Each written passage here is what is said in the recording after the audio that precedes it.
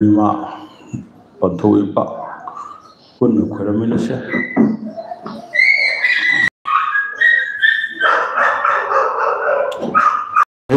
Ili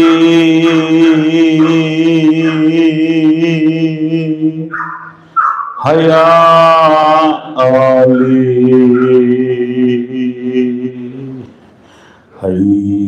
Haya Ali Hai Izadi Haya Ani Haya Sadi Hai Ini Hai Haya Haya Ari Haya Birida Haya Birida Hai Ili Haya Ali Hai Hayali Hai Hayali Hai Hayali Walemima Pantau Bepak Khwai Miam Famsida Timbiriba Pai Palima Ibelis Namur Mapang Sai Sumiam Punam Kuma Mapamda Punem Jadi Kasi Jai Parabakoro Numit Asida Palima Gi Thaujandagi Pantau Ipa Gi Thaujandagi Kaipak Miamga Yawawa Chau Najawa Yawawa Chan Najawa Haidana Hairap Pasidi Nahagi Paring Maduni Makha Matang Madum Tarak Pani Nahagi Paring di Kari Paring Lo Hairabada Mitei Kunung Isai Amasung Basigi Wahan Bo Haidana Tauba Asida Ahan Bada Ulai Harau Bagi Laiba Horilo Horilla Ayute Kulai Tera Taubagidu Ekoina Kanakra Nanakredo Adogi Batung Tarak Pada Matang Ekoi Lai Harau Bigatum Lakata Nate Chum Dana Koina Matang da Laka Pot Yamna Nungai Ribudi Isai Singsa Masida Lamdam Sigi Wang Halta Wakal Sin Leva Pai Pal Taki Halsina Mukoi so Asi Wigani Asi Wigani Photo Hajabaka Yaw Tavada Punda took Lava Tuzuga Yaw Pajatabadan Adu Matata Palemima Tapi Pantau Ipan Tapi Apa Asizu Han juga Yen Adu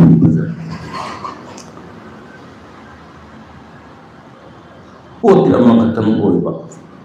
Mayon Kaya Pon Bayaba Pon Kaya Lagi Sinasi Kana Gubana in Sadege Haisu Yaba Sadegi Sugi Haisu Yaba Kana Gubana Pai Pibu Kanage Kau Lama Kunagi Haisu Yaba Sak Isin Tungi Haisu Yaba Isin Asumanya Tauradana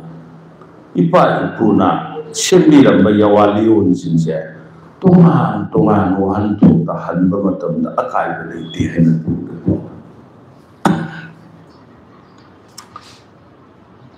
wahanthok tholiba makai fajribane aina chanaba aina khanba maikai adu pura kanda maduna aigi punsigi khongchatta khongthangda ngangom seisu oiraba yawa liyo aduna adu oirabadi aigi punsigi mityengda mamdana leirambado mangal ma phangaktana lambi ma chatpa yadadi aduba yawa liyo do taru bai lairambado khangu bai lairambado aduna aikoina panthoipa palen imasin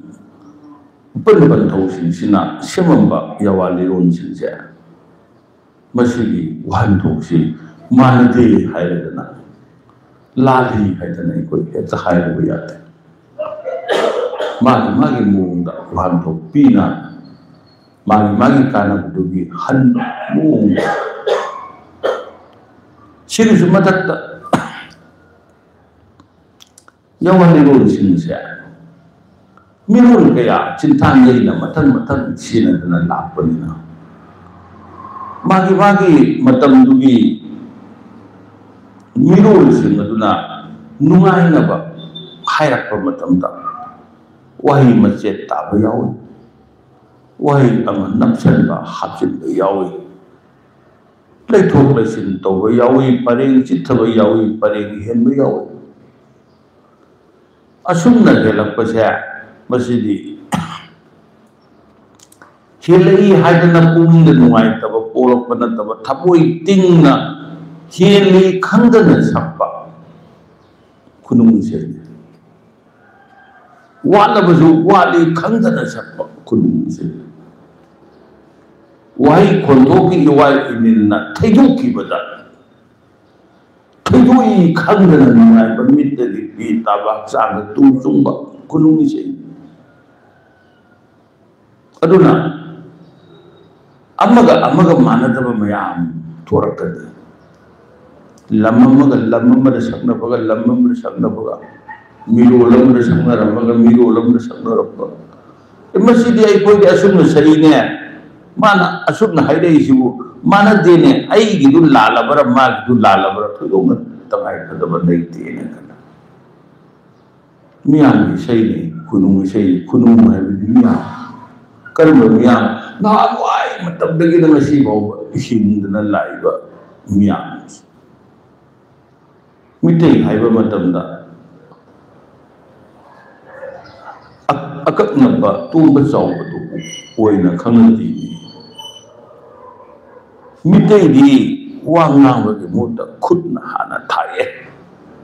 kana kumba na haire khalasi adu di yaw mitay du narang masih nahan mitay apun mana nawai selera masih julai betul dum dari baru asum apun dum sih masih kunung menari begitu aduh kunung sih aduh matang na wali lili licet matung na thora kibagi matang khango ba yawi semo kui matam khango ba yawi magili karamba matam sengi kanana sengi maru oiti kari maru oire sayol lungi nung wakalun semni mi amana semam sono isai ado lingdan le horakanda isai adugi sayol sindo miyan cintang yaina pudana leho adu bitangai pada asigumba lepak ntogi amai bi khandi maichou khandi maino khandi kobe shuba khandi thoina iba kayada micha miyam cinna tu yadaba isai kaya asule bai kaya asule tu miji mayai de ꯍꯦꯛꯇ ꯇꯣꯡꯕ ꯌꯥꯕ ꯅꯠꯇꯦ ꯃꯤꯌꯥꯝꯁꯤꯡꯁꯤꯅ ꯆꯤꯡꯐꯥ ꯄꯨꯗꯅ ꯁꯛꯅꯔꯛꯏꯕ ꯃꯤꯔꯣꯜ ꯀꯌꯥ ꯁꯛꯅꯔꯤꯕꯁꯦ ꯊꯤꯒꯤ ꯊꯤꯌꯨ ꯐꯖꯒꯦ ꯐꯖꯧ ꯋꯥꯍꯩ ꯑꯗꯨꯗ ꯐꯖꯕ ꯌꯥꯎꯒꯦ ꯌꯥꯎꯔꯣꯏꯗꯨꯕꯨ ꯄꯣꯠ ꯑꯗꯨꯗ ꯊꯋꯥꯏ ꯄꯥꯜꯂꯦꯅꯦ ꯑꯗꯨꯅ ꯍꯤꯡꯗꯅ ꯂꯥꯛꯄ ꯉꯝꯕꯅꯤꯅꯦ ꯃꯁꯤꯒꯤ ꯊꯋꯥꯏ ꯄꯥꯜꯍꯟꯕꯁꯦ ꯃꯁꯤ ꯍꯦꯛꯇ ꯄꯥꯟꯕ ꯌꯥꯕ ꯅꯠꯇꯦ ꯁꯩꯔꯣꯜ ꯑꯃꯗ ꯑꯗꯨꯅ ꯑꯩꯅ ꯊꯝꯖꯅꯤꯡꯉꯤꯕ ꯋꯥꯐꯝꯗꯤ ꯁꯩꯔꯣꯜꯁꯤꯡ ꯑꯁꯦ ꯏꯄꯥ ꯏꯄꯨꯅ ꯀꯅꯥꯅ ꯁꯦꯝꯃꯤꯕꯅꯣ ꯈꯪꯗꯕ ꯀꯔꯤꯒꯤ ꯈꯪꯗꯦ ꯑꯗꯨꯒꯤ ꯇꯉꯥꯏꯐꯗꯕ ꯂꯩꯇꯦ ꯀꯅꯥꯒꯨꯝꯕ ꯃꯥꯏꯆꯧ ꯑꯃꯅ ꯁꯦꯝꯃꯝꯃꯦꯅ ꯈꯜꯂꯁꯤ ꯃꯥꯏꯆꯧ ꯑꯗꯨꯅ ꯑꯩꯅ ꯁꯦꯝꯃꯝꯕꯅꯦ ꯍꯥꯏꯗꯅ ꯃꯃꯤꯡ ꯂꯧꯕꯤꯒꯗꯕ ꯏꯄꯨ ꯃꯥꯏꯆꯧ ꯅꯠꯇꯦ ꯑꯩꯒꯤ ꯍꯥꯏꯕꯁꯤꯡꯗꯣ ꯂꯣꯏꯅ ꯊꯥꯗꯣꯛꯈ꯭ꯔꯕꯅꯦ ꯑꯩꯒꯤ ꯍꯥꯏꯕꯁꯤꯡꯗꯨ ꯄꯨꯡꯊꯥ ꯊꯥꯗꯣꯛꯈ꯭ꯔꯦ ꯍꯥꯏꯔꯀꯥꯟꯗ ꯃꯤꯌꯥꯝꯒꯤ ꯍꯥꯏꯕꯁꯤꯅ ꯃꯥꯡ ꯊꯥꯔꯒ ꯑꯩ ꯍꯥꯏꯕꯁꯦ ꯃꯁꯤꯅ ꯇꯨꯡꯅ ꯊꯝꯃꯒ ꯂꯥꯛꯄ ꯏꯄꯨ ꯃꯥꯏꯆꯧꯁꯤꯡꯅ ꯑꯩꯅ ꯁꯦꯝꯃꯝꯕꯅꯦ ꯑꯩꯅ ꯍꯥꯏꯕꯗꯤ ꯑꯗꯨꯅꯦ ꯍꯥꯏꯗꯅ ꯑꯩ ꯍꯥꯏꯕ ꯄꯣꯠꯁꯦ ꯃꯁꯤ ꯃꯃꯤ ꯁꯥꯃꯟꯈ꯭ꯔꯕ ꯂꯧꯊꯣꯛꯈ꯭ꯔꯕ ꯏꯄꯨꯁꯤꯡꯁꯤꯅ ꯃꯥꯒꯤ ꯁꯩꯔꯣꯜꯁꯤꯗ ꯑꯩꯒꯤ ꯃꯐꯝ ꯀꯗꯥꯏꯗ ꯊꯝꯃꯝꯂꯕꯅꯣ ꯃꯃꯤꯡ ꯍꯥꯞꯄꯝꯗꯦ ꯇꯉꯥꯏꯐꯗꯕ ꯁꯩꯔꯣꯜ ꯑꯃ ꯂꯥꯛꯑꯒꯁꯨ ꯂꯣꯟꯅ ꯊꯨꯞꯅ ꯍꯥꯏ ꯑꯗꯨꯅ ꯑꯁꯤꯒꯨꯝꯕ ꯃꯈꯜꯒꯤ ꯁꯩꯔꯣꯜꯁꯤꯡꯁꯦ ꯃꯁꯤꯗ ꯃꯤꯔꯝꯗꯗꯤ ꯑꯊꯥꯞꯄ ꯑꯇꯣꯞ ꯑꯇꯣꯞꯄ ꯂꯣꯟꯒꯤꯗꯗꯤ ꯏꯁꯩ ꯀꯌా ꯏꯔꯝꯕ 19 ꯁꯨꯕ ꯈ꯭ꯔꯤꯁꯇꯒꯤ 19 ꯁꯨꯕ ꯆꯍꯤ ꯆꯥꯗ 13 ꯁꯨꯕ ꯆꯍꯤ ꯆꯥꯗ 14 ꯁꯨꯕ 15 ꯁꯨꯕ ꯃꯃꯤꯡ ꯍꯥꯞꯄꯒ ꯁꯩꯔꯣꯜ ꯁꯦꯝꯃꯝꯕꯅ ꯑꯌꯥꯝꯕꯅ ꯃꯤꯔꯩꯕꯥꯛ ꯑꯏꯕ ꯃꯤꯒꯤ ꯃꯃꯤꯡꯗꯣ ꯑꯩꯅ ꯇꯧꯕꯅꯤ ꯍꯥꯏꯕꯗꯣ ꯇꯨꯡꯒꯤ ꯃꯤꯔꯣꯜ ꯐꯥꯎꯕ ꯈꯪꯍꯧꯁꯅꯣ ꯍꯥꯏꯗꯅ ꯃꯃꯤꯡ ꯍꯥꯞꯄꯝꯕꯅꯤ ꯃꯤꯔꯩꯕꯥꯛꯀꯤꯗꯤ ꯏꯔꯩꯕꯥꯛꯀꯤꯗꯤ ꯃꯃꯤꯡ ꯂꯧꯊꯣꯛꯄꯅꯤ ꯃꯃꯤꯡ ꯍꯥꯞꯇꯣꯔꯅꯤ ꯀꯔꯤꯒꯤ ꯑꯩꯅ ꯁꯦꯝꯃꯤꯕꯁꯤ ꯃꯤꯌꯥꯝꯒꯤꯅꯦ ꯑꯩꯒꯤ ꯅꯠꯇꯦ ꯃꯤꯌꯥꯝꯒꯤ ꯑꯣꯏꯔꯒꯗꯤ ꯑꯩꯒꯤ ꯃꯐꯝꯗꯨ ꯀꯗꯥꯏꯗꯅꯣ ꯑꯩꯒꯤꯗꯤ ꯊꯥꯡꯉꯛꯄ ꯄꯨꯔꯛꯄ ꯅꯤꯡꯊꯧ ꯀꯥꯗ ꯊꯦꯜꯂꯛꯄ ꯑꯗꯨ ꯈꯛꯇꯅꯤ ꯂꯣꯏꯔꯦ ꯑꯗꯨꯅ ꯃꯁꯤꯒꯤ ꯃꯤꯠꯌꯦꯡ ꯑꯅꯤꯁꯤ ꯌꯥꯝ ꯆꯥꯎꯅ ꯈꯦꯠꯅꯩ ꯑꯗꯨꯅ ꯁꯩꯔꯣꯜꯁꯤꯡꯁꯦ ꯑꯃꯒ ꯃꯥꯟꯅꯗ꯭ꯔꯦ ꯍꯥꯏꯗꯅ ꯍꯥꯟꯅ ꯑꯩꯅ ꯈꯪꯉꯨꯕ ꯏꯄꯥꯅ ꯇꯥꯛꯑꯝꯕ ꯏꯄꯨꯅ ꯇꯥꯛꯑꯝꯕ ꯁꯩꯔꯣꯜꯗꯨꯒ ꯃꯥꯟꯅꯗ꯭ꯔꯦ ꯈꯖꯤꯛꯇꯪ ꯈꯦꯠꯅꯔꯦ ꯇꯩꯅꯔꯦ ꯍꯥꯏꯗꯅ ꯅꯨꯡꯉꯥꯏꯇꯕ ꯇꯧꯕꯤꯒꯅꯨ ꯇꯩꯅꯕ ꯍꯥꯏꯕꯁꯤꯃ ꯈꯨꯅꯨꯡ ꯃꯆꯠꯅꯦ ꯁꯩꯔꯣꯜ ꯈꯔ ꯋꯥꯍꯩ ꯋꯥꯇꯥꯗ ꯋꯥꯉꯥꯡꯗ ꯁꯉꯥꯡꯗ ꯍꯥꯏꯒꯠꯄ ꯍꯩꯇꯕ ꯂꯩꯊꯣꯛ ꯂꯩꯁꯤꯟ ꯇꯧꯕ ꯍꯥꯏꯕꯁꯤꯃꯛ ꯈꯨꯅꯨꯡ ꯃꯆꯠꯅꯦ ꯈꯨꯅꯨꯡ ꯃꯆꯠ ꯑꯁꯦ ꯃꯁꯤ ꯂꯩꯕꯗꯨꯅꯕꯨ ꯈꯨꯅꯨꯡꯁꯩ ꯍꯥꯏꯕꯅꯤ ꯃꯁꯤ ꯃꯤꯌꯥꯝ ꯃꯥꯡꯗ ꯄꯨꯊꯣꯛꯆꯒꯦ ꯍꯥꯏꯗꯅ ꯊꯧꯔꯥꯡ ꯇꯧꯖꯔꯤꯕꯁꯤꯗꯤ ꯏꯄꯥ ꯏꯄꯨꯅ ꯁꯥꯝꯕ ꯂꯥꯟꯁꯣꯟꯕꯤꯒꯤ ꯂꯝꯌꯥꯏꯗ ꯃꯨꯅꯨꯅ ꯋꯥꯔꯦ ꯄꯣꯊꯥꯕ ꯏꯄꯥꯝꯒꯤ ꯂꯝꯗꯝ ꯌꯦꯡꯂꯨꯕꯗꯤ ꯅꯨꯡꯁꯤꯕ ꯃꯥꯏꯀꯩ ꯇꯥꯝꯈ꯭ꯔꯦ ꯃꯁꯤ ꯇꯣꯉꯥꯟꯕ ꯋꯥꯍꯟꯊꯣꯛ ꯇꯥꯍꯜꯂꯤ ꯈꯨꯅꯨꯡꯁꯦꯁꯤ ꯂꯥꯏ ꯍꯔꯥꯎꯕꯒꯤ ꯖꯒꯣꯏ ꯁꯥꯔꯛꯄ ꯃꯇꯝꯗ ꯖꯒꯣꯏ ꯁꯥꯅ ꯁꯩꯔꯣꯜ ꯑꯁꯤ ꯏꯁꯩ ꯑꯣꯏꯅ ꯁꯛꯅꯕꯅꯦ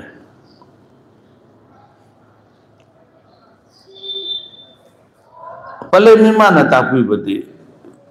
ꯈꯪꯗꯕꯒꯤ ꯋꯥꯅꯤ ꯁꯦꯝꯕ ꯑꯃ ꯌꯥꯎꯗꯅꯗꯤ ꯊꯣꯛꯂꯛꯑꯣꯏ ꯑꯁꯦꯡꯕ ꯑꯁꯥꯕ ꯍꯥꯏꯕ ꯑꯃ ꯑꯩꯅ ꯀꯅꯥꯅ ꯁꯦꯝꯃꯝꯕꯅꯣ ꯍꯥꯏꯕꯗꯨ ꯈꯪꯗꯗꯅ ꯍꯥꯏꯗꯕꯅ ꯇꯣꯉꯥꯟꯕꯅꯤ ꯑꯁꯦꯡꯕ ꯑꯁꯥꯕ ꯑꯃ ꯌꯥꯎꯗ꯭ꯔꯒꯗꯤ ꯄꯣꯠꯇꯨꯗꯤ ꯊꯣꯛꯂꯛꯑꯣꯏꯅꯦ ꯄꯥꯔꯤꯕꯣ ꯍꯥꯏꯕꯅꯤ adun kanano amadi sai palemiman takpi bada serola se luang panthau oiba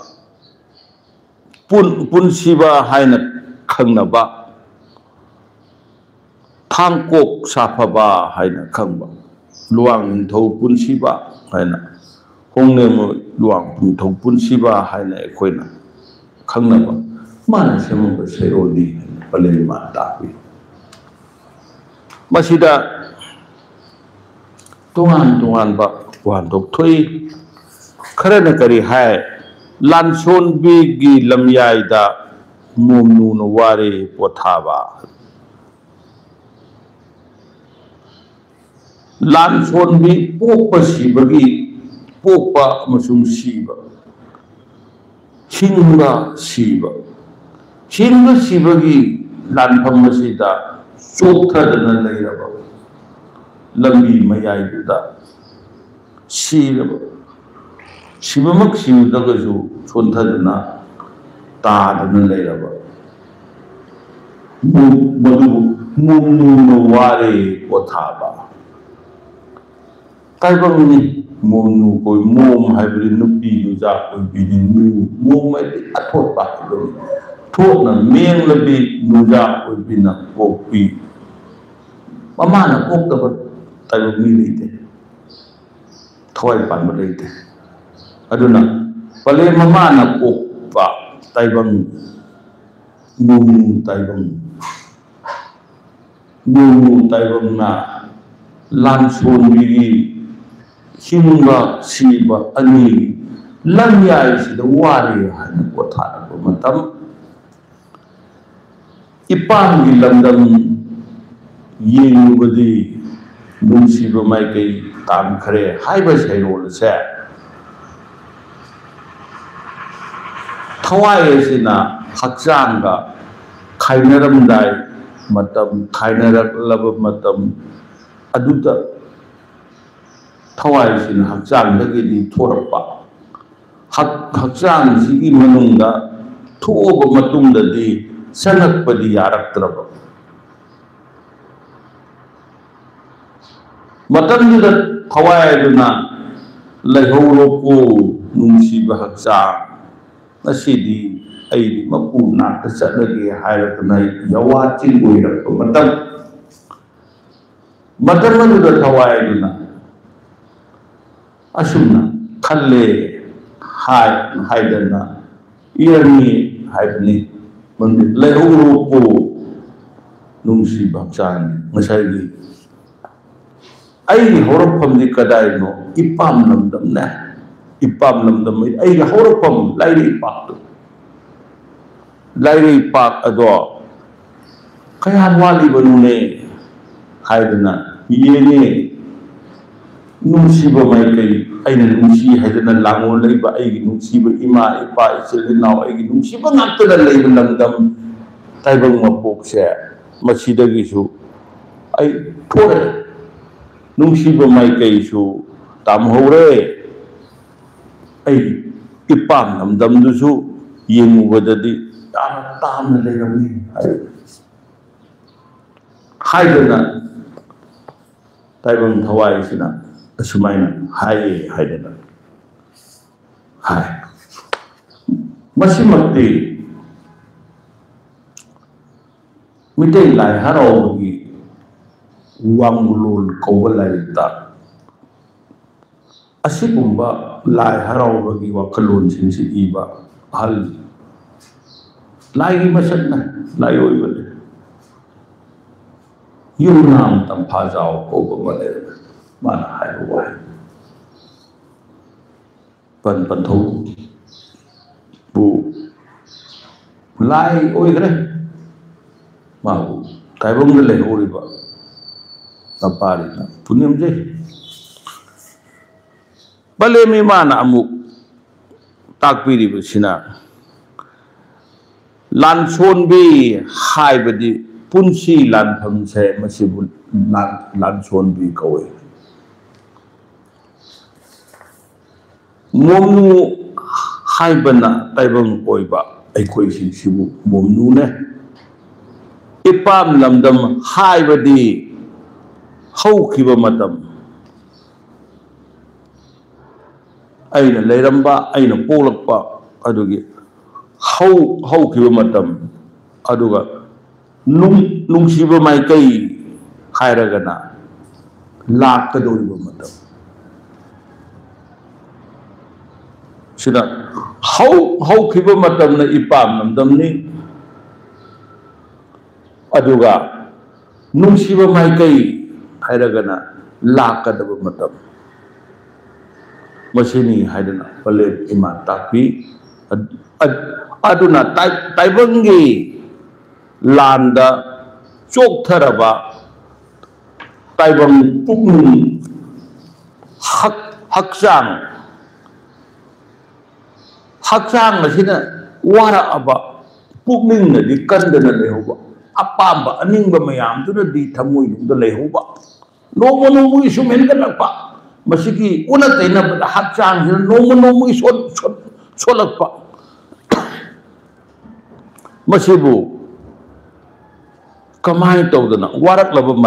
matam sida ipam lamdam haibadi punsigi haukiba matambu yenglubadasu khallubada wakhan khanpham tholaktaba matamduda taibang oibasingi pukning wakhal mayam se masida phaurakpa ihul adubu sairol asina pungdokpani aisibu sigadaba matam kuisalaktra hinni matamdadi karin tawhonge chadana thakdana aigi imung manung isagi isugi khallingaida khoyum lai ningdi aigi lambi kadaida no karino asengbudo ayana thiru kalni matamdudi saraga lore thaga lore laita lairagi damakta mayok nari ngaida lai karino khalode ipa kanano thiode ima kanano thiu adu masi ai sondare ai gi kallan pakal ai haksan manre lan tum mayam nei basina ne ai gi haksan da kallu yade sana matum ma putho ka da wari sana ba yade asigumba chokharaba ai gi haibani haibada ai gi pung natna kana le natra ai gi nungsiraba isa imo isu mayam ai gi nakta ngahta lau haina kaubu matam da magi mathau nei yenban lau yarakraba matam ai dan lerakaba matam dudi ai na kallini matam dasu laikhong tinkhong thiugi ai pa kanano haya ima kanano khamugi aduna asigi changmasibagi pangal na mayeng taraklaba masigi lamyai sidana wari haidun potharaba pangal thoktraba phamdan leiba thabak tawmaktraba matam asigumba matam sida haukiba mayamdo nisinganu yaro angang oirani punsi pakhang mathot karakpa leisabi mathot karakpa punsi angang oina aigi marup mapam aigi taro sinduga chin chungdana sanarakpa matam tapna mitki mamangda loina niksana gane punsi awabdo ngahak bikup kawi adubu mitagi pitai amu ai hojikti kari se toba ngamdre haugat kangkat pawawa ngamdadana layraba matamsida kari thabuk surugani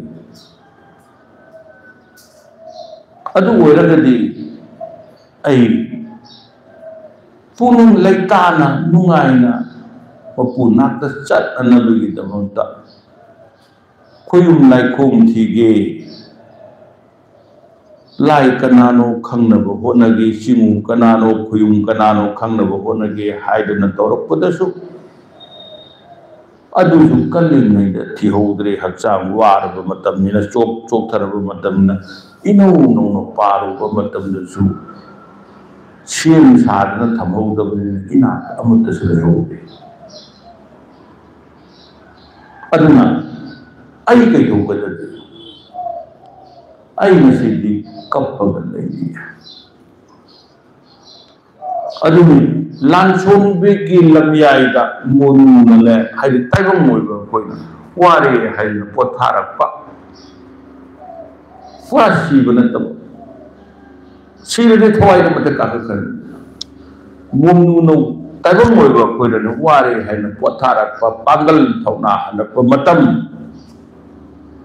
masida nungsiba maikai yenguba matamda ipamgi lamdam yenguba matamda nungsiba maikai kankhare aduna aina pamjai haidana laiba ayana nungsijai haidana laiba mayamse masigi mayamsigi khallingaida aina chatkadaba aina yaugadaba mafamda aina karintasu honadam karintasu khangamde haina khongtang chatpa fawba ngamde aduna taibangi landa choktharaba taibang pukning hakjana waraklaba asigumba matam asida ipam damdam haibadi punsigi haukhiba matambo madubu yengluba ningsingluba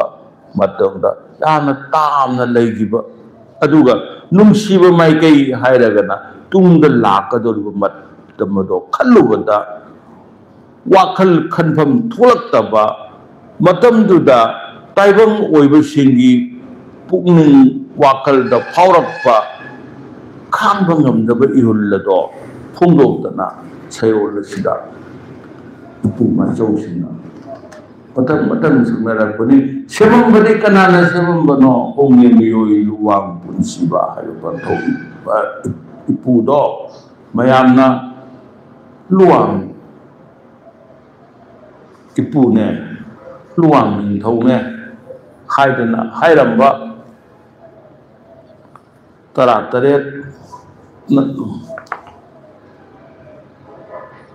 taret suba kristagi sahi sa nipan subada nauthing khonggi sintak pantho oiramba